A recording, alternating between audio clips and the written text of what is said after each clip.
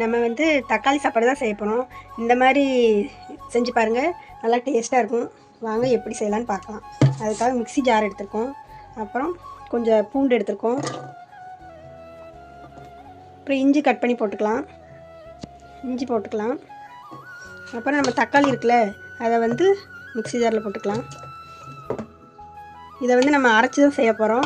அரைச்சி செஞ்சோம்னா நம்ம அதில் தக்காளியே இருக்காது, குழந்தைகள் ஒதுக்கியும் வைக்க மாட்டாங்க. அதனால் இந்த மாதிரி செஞ்சு கொடுங்க, குழந்தைகளுக்கெல்லாம் நல்லா விரும்பி சாப்பிடுவாங்க தக்காளி சாப்பாடுலாம். வாங்க இதை நம்ம மிக்ஸி ஜாரில் போட்டு நல்லா அரைச்சிக்கலாம் நைஸாக.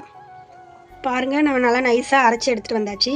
அதுக்கப்புறம் நம்ம அடுப்பு பற்ற வச்சாச்சு. பற்ற வச்சு குக்கர் வச்சு எண்ணெய் ஊற்றியாச்சு. இப்போ நம்ம வந்து இதில் வந்து பட்டை போட்டுக்கலாம், ரெண்டு பச்சை மிளகாய் போட்டுக்கலாம், கொஞ்சம் கருவேப்பிலை போட்டுக்கலாம். அப்புறம் நம்ம கட் பண்ணி வச்சுருக்கிற வெங்காயத்தை போட்டுக்கலாம்.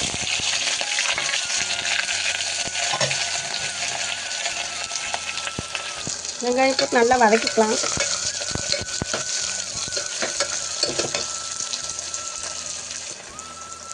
வெங்காயம் நல்லா வதங்கிட்டுருக்கு.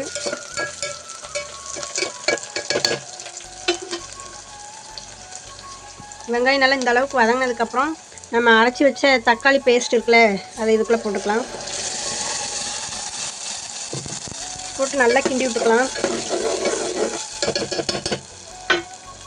பாருங்கள், தக்காளி இந்த அளவுக்கு வதங்கினதுக்கப்புறம் நம்ம காஷ்மீர் மிளகாய் பொடி இருக்குல்ல, அது கொஞ்சம் போட்டுக்கலாம்.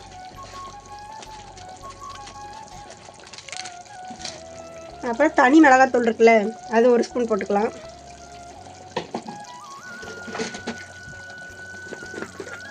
மஞ்சத்தூள் போட்டுக்கலாம், ஒரு 1/4 ஸ்பூன் போட்டுக்கலாம் மஞ்சத்தூள்.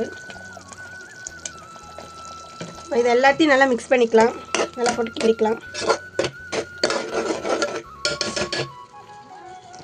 அவ்வளோதான். பாருங்கள், இந்த அளவுக்கு வதங்கினா போதும். நம்ம வந்து அரிசி அளந்து வச்சுருப்போம்ல, அந்த உலக்கில் வந்து 2 உலக்கு தண்ணி ஊற்றிக்கலாம். ஒரு உலக்கு வந்து அரிசி எடுத்துருக்கோம், நம்ம 2 உலக்கு தண்ணி ஊற்றிக்கலாம். தண்ணி ஊற்றிட்டு இப்போ நம்ம கொஞ்சம் லைட்டாக மிக்ஸ் பண்ணிக்கலாம். தேவைங்கிறனால உப்பு போட்டுக்கலாம். உப்பு போட்டு லைட்டாக கிண்டிட்டு இது வந்து நல்லா கொதிக்கட்டும். கொதிச்சதுக்கப்புறம் நம்ம அரிசி போட்டு மூடி வச்சுக்கலாம் குக்கரை. பாருங்கள், நல்லா கொதிச்சிச்சு. இப்போ நம்ம அரிசி போட்டுக்கலாம். அரிசி போட்டு நல்லா கிண்டி விட்டுக்கலாம். உப்பு கரெக்டாக இருக்கான்னு பார்த்துக்கோங்க. பாருங்கள், அரிசியெல்லாம் போட்டு ரெடி ஆகிட்டு உப்பெல்லாம் கரெக்டாக இருக்குது. இப்போ நம்ம இதை மூடி வச்சுக்கலாம். மூடி வச்சாச்சு. ஒரு 3 விசில் விட்டுக்கலாம். அதுக்கு